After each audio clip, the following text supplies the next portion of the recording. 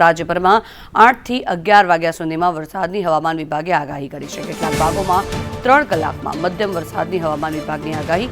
કચ્છ અને બનાસકાંઠામાં પણ વરસાદ પડી શકે છે। પાટણ અને મહેસાણામાં વરસાદની આગાહી કરવામાં આવી છે। સાબરકાંઠા અને અરવલ્લીમાં પણ વરસાદની આગાહી। દાહોદ, પંચમહાલ, મહીસાગર અને ખેરામાં પણ વરસાદ પડી શકે છે। આણંદ, ગાંધીનગર અને અમદાવાદમાં પણ વરસાદની આગાહી। સુરેન્દ્રનગર અને મોરબીમાં વરસાદની હવામાન વિભાગે આગાહી કરી છે, ત્યારે રાજકોટ, જામનગર, દ્વારકામાં પણ વરસાદની આગાહી કરવામાં આવી છે। પોરબંદર, અમરેલી અને ભાવનગરમાં પણ હવામાન વિભાગે આગાહી કરી છે। બોટાદ અને જૂનાગઢમાં પણ વરસાદ પડી શકે છે। ગીર સોમનાથ, છોટાઉદેપુરમાં પણ હવામાન વિભાગ દ્વારા વરસાદની આગાહી કરવામાં આવી છે। વડોદરા, ભરૂચ, નર્મદા અને સુરતમાં પણ વરસાદની આગાહી। તાપી, ડાંગ અને નવસારીમાં પણ વરસાદ પડી શકે છે।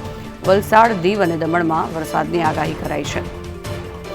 દાદરાનગર હવેલીમાં પણ હવામાન વિભાગે વરસાદની આગાહી કરી છે, ત્યારે રાજ્યમાં કેટલાક ભાગોમાં 3 કલાક માટે વરસાદને લઈ વેધર બુલેટિન પણ જાહેર કરવામાં આવ્યું છે।